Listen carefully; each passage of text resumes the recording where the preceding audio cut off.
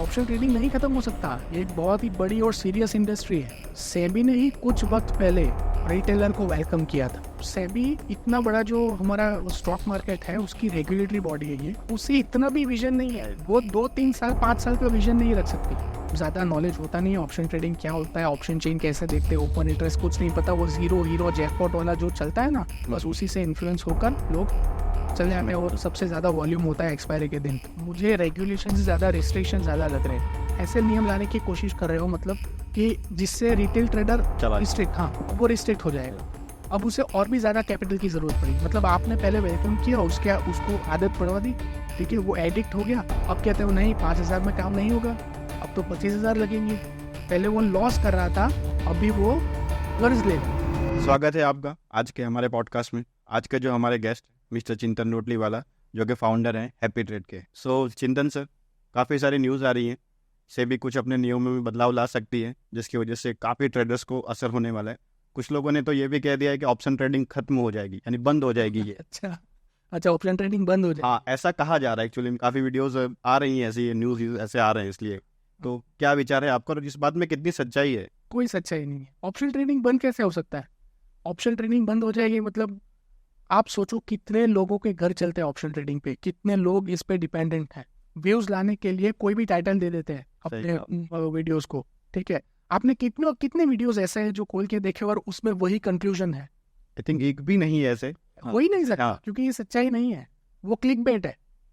लिख दिया option trading खत्म। ऑप्शन ट्रेडिंग नहीं खत्म हो सकता। ये एक बहुत ही बड़ी और सीरियस इंडस्ट्री है ऑप्शन ट्रेडिंग, ठीक है। हाँ, मतलब सेबी ने कुछ रेगुलेशंस, कुछ रिस्ट्रिक्शंस, मैं तो कहूँगा सेबी मतलब रेगुलेटरी बॉडी नहीं, रिस्ट्रिक्टिंग बॉडी ज़्यादा है, मुझे ऐसा लग रहा है।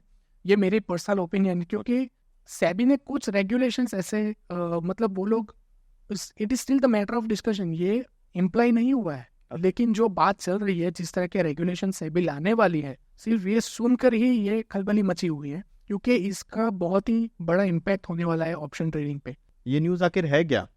क्यों इतने लोगों में इसके बारे में चर्चा हो रही है? ट्रेडर्स इसके बारे में इतनी बातें कर रहे हैं, क्या है ये एक्चुअली में?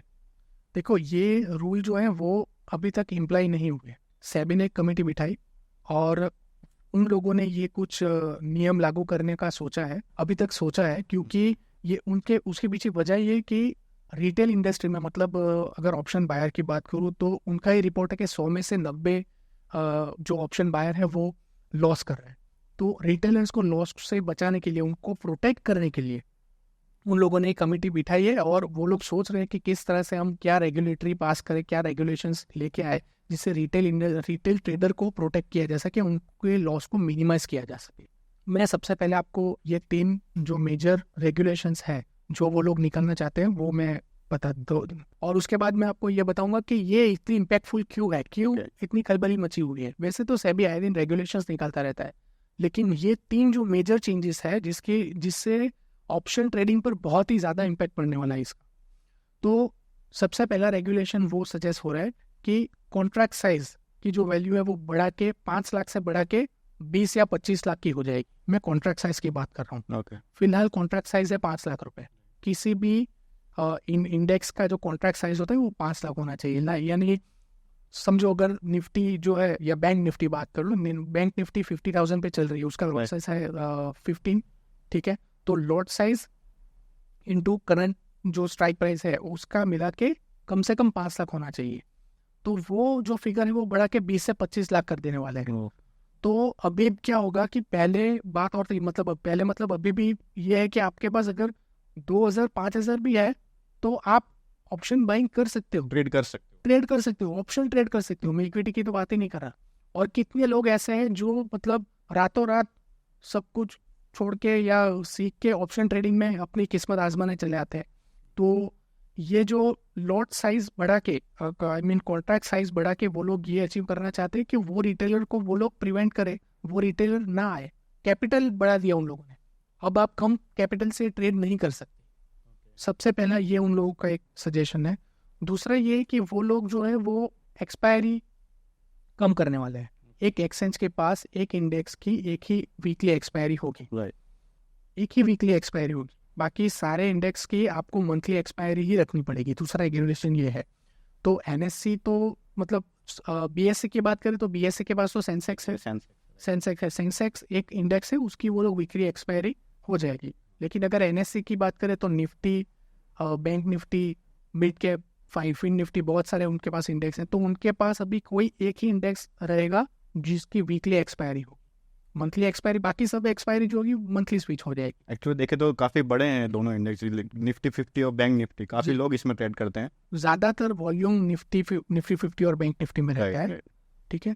तो अब इससे भी काफ़ी बड़ा इम्पैक्ट होगा, क्योंकि लोग वो एक्सपायर के दिन वो हीरो वाला बहुत चलता है, और जीरो टू हीरो। तो मतलब ऐसे ही, मतलब ज़्यादा नॉलेज होता नहीं है ऑप्शन ट्रेडिंग क्या होता है, ऑप्शन चेन कैसे देखते हैं, ओपन इंटरेस्ट कुछ नहीं पता, वो जीरो हीरो जैकपॉट वाला जो चलता है ना, बस उसी से इन्फ्लुएंस होकर लोग चले जाते हैं, और सबसे ज़्यादा वॉल्यूम होता है एक्सपायरी के दिन इंडेक्स में। और तीसरा एक जो है वो ये कि इंडेक्स की किसी भी इंडेक्स में जो स्ट्राइक प्राइस होती है, फिलहाल बहुत सारी स्ट्राइक प्राइस है, उसे वो लोग कम कर देंगे। अच्छा, स्ट्राइक प्राइस के जो काउंट्स है वो कम कर देंगे। अभी एक इंडेक्स में इतनी ज़्यादा स्ट्राइक प्राइसेस नहीं रहेगी। तो ये 3 मेजर चेंजेस है जो सेबी लेके आ रही है।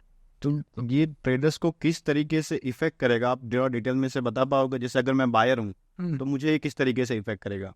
बायर मतलब आप समझो, पहले आपको बहुत ही कम कैपिटल में भी आप ट्रेडिंग कर सकते थे, राइट। जैसे मैंने बताया 5,000 10,000 से भी आप ट्रेडिंग कर सकते हो। लेकिन अगर आपको वही 5,000 10,000 अगर 25,000 30,000 पर पहुंच जाए कि मिनिमम आपको 25-30 हज़ार रुपये चाहिए, मैं बहुत ही छोटे ट्रेडर्स की बात कर रहा हूँ जो बस नए आए हुए और देखना चाहते हैं कि ठीक है मैं कर सकता हूँ या नहीं, ठीक है। और अल्टीमेटली 90% चांसेस है कि वो लोग लॉस ही करेंगे, ठीक है। लेकिन अब वो लॉस बड़ा हो गया क्योंकि कैपिटल बड़ा हो गया। और ये जो 3 डिसीजन लिए हुए उससे रिटेल इंडस्ट्री में बहुत, मतलब आप सुन के ही समझ गए होंगे, जायज़ है, इस बात पे हलचल तो होगी ट्रेडर्स के अंदर, होगी, क्योंकि अभी कैपिटल की रिक्वायरमेंट बढ़ गई है, ठीक है। और ये जो रेगुलेशन है, मैं पर्सनली अगर अपनी राय दूँ तो मुझे रेगुलेशन से ज़्यादा रिस्ट्रिक्शन ज़्यादा लग रहे हैं, क्योंकि रिटेल ट्रेडर को, ऑप्शन बायर को प्रोटेक्ट करने के लिए वो लोग रेगुलेटरी नहीं, वो लोग इंडस्ट्री को रेगुलेट नहीं कर रहे, वो लोग कैपिटल की रिक्वायरमेंट बढ़ा के आपको रिस्ट्रिक्ट कर रहे हैं। उनका ऐसा सोचना है कि जो 10,000 15,000 लेके वो जो ट्रेडिंग कर रहा था और वो लॉस कर रहा था, कैपिटल की रिक्वायरमेंट बढ़ाने से वो ट्रेड नहीं करेगा। ऐसा नहीं होगा, वो ट्रेड करेगा, वो कहीं से भी पैसे का जुगाड़ लगा के ट्रेड करेगा। तो ये मतलब हर डिसीजन में कुछ अच्छे अगर उसके इफेक्ट्स है तो कुछ साइड इफेक्ट्स भी तो है। इसके साइड इफेक्ट्स मुझे ज़्यादा लग रहे हैं, ठीक है। या फिर आप ऑप्शन बायर को, रिटेलर्स को जो ऑलरेडी इसे एक मतलब कहना तो नहीं चाहिए, लेकिन वो टेक्निकल एनालिसिस या सोच समझ के इसे बिजनेस की तरह ट्रेड नहीं कर रहा, वो बस अपनी किस्मत आजमाने के लिए ट्रेड कर रहा है, तो वो कहीं और जाके अपनी किस्मत आजमाएगा। आप समझ रहे हो मैं क्या कह रहा हूँ? अनरेगुलेटेड ट्रेडिंग इंडस्ट्री भी तो है, काफ़ी सारी है। मेरा इशारा किस तरफ है आप समझ गए होंगे, ठीक है। तो वो लोग, मतलब सेबी क्या कर रही है कि आप वहाँ पे जो करो वो करो, यहाँ पे मत करो। तो सेबी ऐसा लग रहा है जैसे वो लोग सिर्फ स्टॉक मार्केट को रेगुलेट करने के पर फोकस करें, और उनकी रिस्पॉन्सिबिलिटी सिर्फ स्टॉक मार्केट को रेगुलेट करने की ही है, लेकिन इससे कितना गलत इम्पैक्ट होगा वो भी तो देखो। मतलब अनरेगुलेटेड ट्रेडिंग इंडस्ट्री पर लोगों का फोकस बढ़ जाएगा, लोग कहीं से भी पैसों का जुगाड़ करेंगे, कैपिटल की रिक्वायरमेंट ज़्यादा है इसीलिए। तो ये रेगुलेशन हुआ ही नहीं। इस तरह से रेगुलेशन, ये रिस्ट्रिक्शंस है, और ये रिस्ट्रिक्शन के साइड इफेक्ट्स बहुत ज़्यादा है रेगुलेशन से ज़्यादा। ओके, तो सेबी जो ये नए बदलाव ला रही है ताकि रिटेलर्स को दूर रखा जाए, ताकि रिटेलर्स ज़्यादा लॉस ना करे जी, तो सेबी के पास और ऑप्शन क्या है? कैसे सेबी इन सब चीज़ों में रिस्ट्रिक्शन ला सकती है, या फिर इसको अच्छे से एक प्लेटफॉर्म रेगुलेट कर सकती है? वो उसके बारे में आपका क्या कहना है? रेगुलेट कर सकती है ऐसे। ये पहले तो ये जो 3 डिसीजन है ना, मतलब जो सेबी का सुझाव है, ये इतने बड़े, मतलब इतने बड़ी मैटर क्यों बन गई ये मैं आपको समझाता हूं। क्योंकि सेबी ने ही कुछ वक्त पहले रिटेलर को वेलकम किया था अपने कुछ चेंजेस के जरिए। जैसे मैं कहूँ तो उन्होंने हर रोज एक नई एक्सपायरी ला के रख दी, नए इंडेक्स आ गए। पहले निफ्टी 50 था, बैंक निफ्टी था, उसके बाद मिड कैप आया, फिन निफ्टी आया, BSE का सेंसेक्स आ गया, ठीक है। उन्होंने लॉट साइज को कम कर दिया, निफ्टी 50 पे चल रही थी 25 का कर दिया, बैंक निफ्टी 25 पे थी 15 पे कर दिया, ठीक है। तो इससे क्या हुआ कि ऑप्शन ट्रेडिंग करना बहुत आसान हो गया और बहुत ही कम कैपिटल में ऑप्शन ट्रेडिंग पॉसिबल हो गया। तो ये पॉसिबल करने वाला ही सेबी था।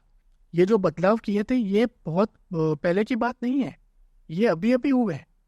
अगर मैं 2-3 साल की बात करूं तो अभी अभी क्या बदलाव है। तो मतलब सेबी इतना बड़ा जो हमारा स्टॉक मार्केट है उसकी रेगुलेटरी बॉडी है ये, तो उसे इतना भी विजन नहीं है, वो 2-3 साल 5 साल का विजन नहीं रख सकती और बदलाव कर दिए। उनको नहीं पता था क्या होगा अगर ये हम लोग रोज एक नई एक्सपायरी को आने देंगे, लॉट साइज कम कर देंगे, तो उनको नहीं पता था क्या होगा। फिर कहते हैं ऑप्शन ट्रेडर लॉस में चल रहे हैं।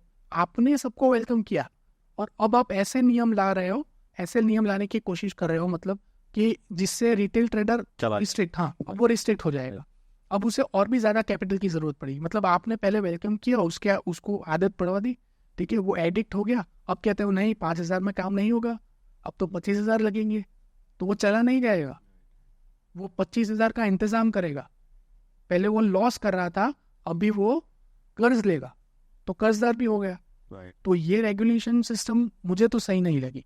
इससे जेन्युइन ट्रेडर्स पे काफी असर पड़ेगा जो कुछ पैसों से सीखना चाहते हैं। बिल्कुल, जो क्योंकि ये सीखना भी आसान नहीं है, आपको लॉसेस होते हैं, आप उससे सीखते हो, आप नई नई स्ट्रेटजीज बनाते हो, तो वो सब चीज़ों के लिए उन पे काफ़ी असर होगा, उनको काफ़ी इन्वेस्टमेंट बढ़ जाएगा, वगैरह चीज़ें होंगी। सही है। देखो जेन्युइन जो ट्रेडर है, जो स्टॉक मार्केट को सीरियसली देखते हैं, जो मतलब तुक्केबाजी पे नहीं चलते, राइट। और मैं उन लोगों की भी बात करता हूँ जो नए हैं लेकिन वो लोग छोटे छोटे कैपिटल से सीख रहे हैं। उनका पहले से ही पर्पस प्रॉफिट करना नहीं है, ठीक है। वो लोग अपनी साइकोलॉजी को टेस्ट कर रहे हैं कि मैंने एक स्ट्रेटेजी, अगर मैं एक स्ट्रेटेजी पे चल रहा हूँ और अगर मैंने ये कॉल ऑप्शन या पुट ऑप्शन खरीदा होता तो क्या होता। तो साइकोलॉजी टेस्ट करने के लिए पेपर ट्रेडिंग से नहीं होगा वो काम। आपको लिटरली मार्केट में उतरना पड़ेगा। तो अभी तो ये भी बहुत महंगा पड़ने वाला है। लाइव ट्रेड के साथ ही आप सीख सकते हो। जी बिल्कुल। और काफी लोग करते हैं, काफी लोग छोटा मोटा कैपिटल लगा के अपनी साइकोलॉजी टेस्ट करते हैं और देखते हैं कि अपनी स्ट्रेटेजी कितनी कारगर है, कितनी अच्छी तरह से काम कर रही है। तो अभी तो ये भी नहीं हो सकता। और जो जेन्युइन ट्रेडर्स है, इसका इम्पैक्ट सेलर्स पे भी पड़ने वाला है। सिर्फ ऑप्शन बायर तक ही ये बात सीमित नहीं है, ठीक है। अभी उनको भी कैपिटल बहुत ज्यादा लगेगा। सेलर्स को तो वैसे भी बड़े कैपिटल से काम करना है, ठीक है। और ये कॉन्ट्रैक्ट साइज को 2 गुना 3 गुना अगर उन्होंने बढ़ा दिया है तो सेलर्स को भी अभी बड़े कैपिटल के साथ ही काम करना पड़ेगा, क्योंकि उन्होंने कॉन्ट्रैक्ट साइज बढ़ा दिया। अभी ये जितने भी ट्रेडर्स हैं उनको इस तरह से रिस्ट्रिक्शंस नहीं लाने चाहिए कुछ। अभी देखो इतनी बड़ी पैनल है, इतनी बड़ी कमेटी है, तो कोई तो सुझाव उनके पास होंगे रेगुलेट करने के लिए। तो रेगुलेशन से ज़्यादा रिस्ट्रिक्शन पे वो लोग चल रहे हैं, ठीक है। 2-3 साल का 5 साल का विजन भी नहीं है इनके पास। तो ये बात बहुत ही थोड़ा खटकती है मुझे। कोई एलिजिबिलिटी नहीं, आप कोई भी हम ट्रेड कर सकते हैं। एग्जैक्टली। कोई नॉलेज ही नहीं है, वो भी आप ट्रेड कर रहा है। उनको एलिजिबिलिटी क्राइटेरिया, मतलब एलिजिबिलिटी क्राइटेरिया क्या रखा? कैपिटल। राइट। अगर आपको ट्रेड करना है, ऑप्शन ट्रेडिंग करनी है, स्टॉक मार्केट में आना है, तो आपका एलिजिबिलिटी क्राइटेरिया क्या है? आपके पास ज्यादा कैपिटल। मतलब अगर किसी के पास 100 करोड़ रुपए है और उसको स्टॉक मार्केट का कुछ नहीं पता, ठीक है, तो वो ट्रेड कर सकता है। लगा देते हैं 1 करोड़, देखते हैं क्या होगा, ये मेंटालिटी से, ठीक है। और कोई बंदा है जो स्टॉक मार्केट को सीरियसली कई सालों से स्टडी कर रहा है लेकिन उसके पास कैपिटल नहीं है, लेकिन वो जानता है क्या करना है, वो टेक्निकली पूरे मार्केट को अच्छी तरह से जानता है, वो जानता है ग्रीक्स क्या है, वो जानता है ऑप्शन चेन को कैसे देखते हैं, लेकिन वो ट्रेड नहीं कर सकता क्योंकि उसके पास कैपिटल नहीं है। तो कैपिटल एलिजिबिलिटी नहीं होनी चाहिए। अभी तो जिस हिसाब से चल रहा है उस हिसाब से यही लग रहा है कि कैपिटल ही आपका एलिजिबिलिटी है। तो इसमें आप कुछ सुझाव दे सकते हैं कि किस तरीके से हम एलिजिबिलिटी को आप तैयार कर सकते हैं, या ये व्यक्ति एलिजिबल है ट्रेड करने के लिए? ये रेगुलेटरी बॉडी जो है ना, उनको देखो, मैं आपको एक एग्जांपल देता हूँ मेरा सुझाव समझाने के लिए। आपने कभी किसी लॉयर को ऐसा कहते हुए सुना है कि मैं अपने काम से अब थक गया हूँ, ये रोज का कोर्ट कचहरी का चक्कर, मतलब लोग जहाँ पे सबसे ज्यादा जाना अवॉइड करते हैं वही मैं रोज रहता हूँ, वही मेरा रोज का काम है, मैं थक गया हूँ, एक काम करता हूँ, कल से मेरे घर के पास एक हॉस्पिटल है, वहाँ पे डॉक्टर बन जाता हूँ। कभी सुना है? नहीं, बेतु की बात करती है। आई मीन सॉफ्टवेयर डेवलपर की बात अगर करें तो रोज का प्रोग्रामिंग करना, रोज एक ही एल्गोरिदम लिखना 9 से 8, ये मैं ऊब चुका हूँ, मैं बोर हो रहा हूँ। एक काम करता हूँ, मैं अभी ऑटोमोबाइल इंडस्ट्री ज्वाइन कर लेता हूँ, कल से मैं कार डिजाइन करूंगा। पॉसिबल ही नहीं, क्योंकि दोनों फील्ड अलग है। ये पॉसिबल नहीं है। क्यों? आपको क्यों ये बेतु की बातें लग रही है? क्योंकि एक इंजीनियर ने 3 साल 5 साल तक स्टडी की है, 3 साल तक या 5 साल तक मेहनत की है, तब जाके उसको एक डिग्री मिली या सर्टिफिकेट मिला कि हाँ भाई तू इंजीनियर है। डॉक्टर ने कितनी मेहनत की है, तब जाके उसको एलिजिबिलिटी मिली है कि हाँ भाई तू किसी को चीर फाड़ कर सकता है, राइट। तो आप रिटेलर ने ही ये मेंटालिटी बना लिया है कि ये ट्रेडिंग है ना, वो तो कोई भी कर सकता है। अगर मैं आज सोच रहा हूँ कि यार मेरे जॉब से मैं सेटिस्फाइड नहीं हूँ, जितनी सैलरी है उससे ज़्यादा तो मेरा वर्कलोड है, तो मैं साइड इनकम जनरेट करने के लिए काम करता हूँ, थोड़ा बहुत ट्रेडिंग भी कर लेता हूँ। तो वो रातों रात ट्रेडिंग के ऊपर यूट्यूब वीडियोस देखना शुरू कर देगा, ठीक है, और 2-3 दिन में तो वो ट्रेडर बन जाएगा। वैसे ही वीडियो जो लोग अभी चला रहे हैं कि ट्रेडिंग खत्म होने वाली है, वैसे ही वीडियो 100% प्रॉफिट की गारंटी नहीं होती, कभी नहीं होती, ठीक है। तो सभी ट्रेडिंग नहीं करते, डॉक्टर को डॉक्टर बनने की कोई जरूरत नहीं, वो ट्रेडर बन जाता, ठीक है। तो मैं ये कहने की कोशिश कर रहा हूँ कि हर एक फील्ड की, हर काम करने की एक आप में एक स्किल होनी चाहिए, और उस स्किल को टेस्ट करने के लिए उसका एलिजिबिलिटी क्राइटेरिया होना चाहिए, ठीक है। जैसे यूनिवर्सिटी में, कॉलेजेस में पढ़ के आप इंजीनियर बनते हो, उसका एक एग्जाम दिए, आपको पढ़ाई करनी पड़ती है, बाकायदा उसका एग्जाम होता है, उसके बाद आपको ये एलिजिबिलिटी दी जाती है कि हाँ आप एक इंजीनियर हो। ट्रेडर के लिए कभी सुना है कोई एलिजिबिलिटी क्राइटेरिया? कोई नहीं, बस कैपिटल होना चाहिए, बस नहीं, ये सेबी ने किया। तो ये जो किया, उसकी वजह अगर वो लोग ऐसा करे कि सेबी के रजिस्टर्ड इंस्टीट्यूट्स होने चाहिए, जो सेबी ही रेगुलेट करेगी, ठीक है। आपको मैं 3 साल 5 साल की बात नहीं कर रहा, लेकिन एटलीस्ट 1 साल का कोर्स होना चाहिए, ठीक है, जहां पर आपको अगर ट्रेडर बनना है तो आपके पास वो सर्टिफिकेट, ट्रेडिंग का सर्टिफिकेट होना चाहिए। जैसे इंजीनियर और डॉक्टर बनने के लिए आपको सर्टिफिकेट या डिग्री चाहिए, वैसे आप डीमेट अकाउंट तभी ओपन कर सकते हो, आई मीन ऑप्शन ट्रेडिंग के लिए, जब आपके पास वो एलिजिबिलिटी क्राइटेरिया हो, ठीक है। आप इंस्टीट्यूट्स को ऑथराइज कीजिए, इंस्टीट्यूट को रेगुलेट कीजिए, इंस्टीट्यूट्स बनाइए जिसमें 1 साल का कोर्स होगा। हर ट्रेडर को, जिसे ऑप्शन ट्रेडर बनना है, जिसे ऑप्शन ट्रेडिंग में, सिर्फ ऑप्शन ट्रेडिंग की बात कर रहा हूँ, इक्विटी में तो मतलब लॉन्ग टर्म इन्वेस्टमेंट होती है, ठीक है। सबसे ज्यादा नुकसान किस इंडस्ट्री में हो रहा है इस वक्त? ऑप्शन बाइंग में हो रहा है, ऑप्शन में भी ट्रेडिंग, स्पेसिफिकली ऑप्शन बाइंग में हो रहा है, ठीक है। तो ये 1 साल का कोर्स जो होगा ना, उसमें भी जैसे वो टर्म एग्जाम होती है, हर 3 महीने 6 महीने में एक बार एग्जाम होती है, इसी तरह से उसे रेगुलेट करना है। एक नॉर्मल इंडस्ट्री की तरह ही इस इंडस्ट्री को रेगुलेट करने की जरूरत है, एजुकेशन सिस्टम डिजाइन करने की जरूरत है। इसमें है ही नहीं, इंस्टीट्यूट है, ठीक है, इंस्टीट्यूट के बाहर बैनर लगा होता है, हम लोग 80% की एक्यूरेसी की गारंटी देते हैं, ये वाला इंस्टीट्यूट है, ठीक है। और वो लोग फिर RSI और MACD की दे देंगे स्ट्रेटेजी, वो भी रजिस्टर्ड नहीं है, वो भी सेबी अप्रूव नहीं है, ऐसा कुछ बहुत सारी ऐसे इंस्टीट्यूट्स हैं जो अनरजिस्टर्ड है, मतलब चल रहे हैं कहीं पे, सेबी को नहीं पता। तो लेकिन ऐसे अगर इंस्टीट्यूट को वो लोग रेगुलेट करें, और 1 साल का कोर्स डिजाइन करना है, और उसके अंत में एक फाइनल एग्जाम होगी जिसमें उनको ट्रेड करना है वर्चुअल मनी से, ठीक है। लेकिन वो वर्चुअल मनी से ट्रेड करना, पेपर ट्रेडिंग करना, वो उसके एग्जाम है, वो उसके लिए उतना ही इम्पोर्टेंट है और उतना ही सीरियस रहेगा कैंडिडेट वो एग्जाम देते वक्त, जितना वो रियल मनी से करने में जो उसकी सीरियसनेस होती है, क्योंकि वो एग्जाम अगर पास नहीं करेगा तो वो ट्रेडिंग नहीं कर पाएगा, सही बात, ठीक है।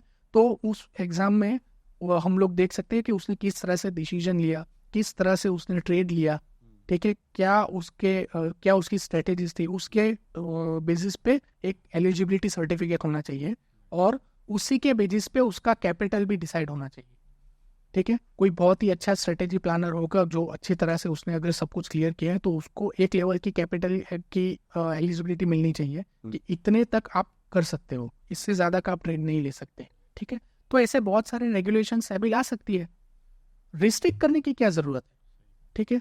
अभी इस वक्त एकदम से ये जो मैंने कहा उससे रेगुलेटरी अगर शुरू कर दी तो हो सकता है उसको वक्त लगेगा, ठीक है, लेकिन ये बहुत पहले करना था।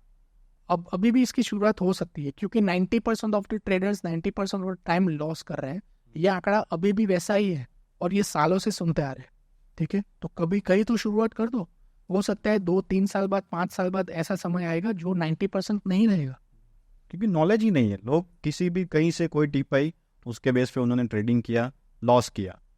अब से इसका असर पूरी इंडस्ट्री में पड़ता है। सब लोग इस तरीके से देखते हैं कि भाई लॉसेस ही कर रहे हैं, सट्टा बाजार बना के रखा है, ये बस यही कहा जा रहा है। सही है। और आपने जो सुझाव दिया ये मुझे पर्सनली बहुत अच्छा लगा, क्योंकि Okay. इससे एक एजुकेशन सिस्टम खड़ी हो सकती है कि भाई ट्रेडर्स के लिए भी किस तरीके से आपके कोर्सेज आ सकते हैं, क्योंकि गवर्नमेंट के छोटे एग्जाम अगर गवर्नमेंट का छोटे से छोटे पोस्ट के लिए भी अगर हमें अप्लाई करना हो, अप्लाई करने से पहले हमें ट्रिपल सी कोर्स का सर्टिफिकेट अपलोड ट्रिपल से, हाँ हाँ, बट यहाँ पे तो कुछ है ही नहीं। आप ऑप्शन ट्रेडिंग चालू करो, सीधा आप बस अगले दिन से आप ऑप्शन ट्रेडिंग कर सकते हो, आप ऑप्शन बाय करते हो, सेल करते हो, मल्टी सेल करते हो, कुछ भी कर रहे हो आप। तो सही है। उसके लिए फिर सेबी इस तरीके से रूल बना रही है, उसके जगह उन्हें ऐसे सुझाव पे एक्चुअली बात करनी चाहिए या समझना चाहिए। मैं सच में अप्रिशिएट करता हूँ आपने जो भी ये सुझाव आपने जो कि आपने देखो दिया है। सेबी का पर्पस सही है, सेबी जो कर रही सही कर रही है। सेबी रिटेल को मतलब ऑप्शन बायर को प्रोटेक्ट ही कर रही है, राइट उसका जो पर्पस है वो सही है, लेकिन मुझे ये तरीका अब ठीक नहीं लगा। राइट क्योंकि जिस तरह से आप सोचो, ये रिस्ट्रिक्शन लाने की वजह से वॉल्यूम भी ड्रेस्टिकली कम हो जाए, ठीक है। तो जेन्युइनली जो ऑप्शन बाइंग सेलिंग कर रहे हैं, जो जेन्युइन मतलब जिन लोगों का इसी पे घर चल रहा है ना, उनको भी काफ़ी परेशानी होने वाली है, वॉल्यूम ही नहीं रहेगा। ब्रोकर्स को भी काफी देखना पड़ेगा इसमें। एग्जैक्टली हाँ। एक ब्रोकर मैंने मतलब अभी पढ़ा था, वो फ्री में मतलब ब्रोकरेज नहीं ले रहा था, Right. लेकिन हाँ, अभी उसने commission. ब्रोकरेज अभी उसने ब्रोकरेज का शुरू कर दिया है शायद, कि अब से हर ट्रेड पर आपको ब्रोकरेज लगना शुरू हो जाए। ऑब्वियसली वॉल्यूम घटेगा, वॉल्यूम घटेगा, ही होगा।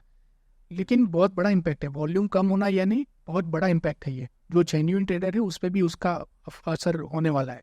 और देखो, इंस्टीट्यूट में स्टडी करने के बाद अगर आपको ऑप्शन ट्रेडिंग का आई मीन स्टॉक मार्केट का एक सर्टिफिकेट मिलता है, तो ये भी एक सीरियस फील्ड हो जाएगी, एक लेजिटिमेट फील्ड हो गई।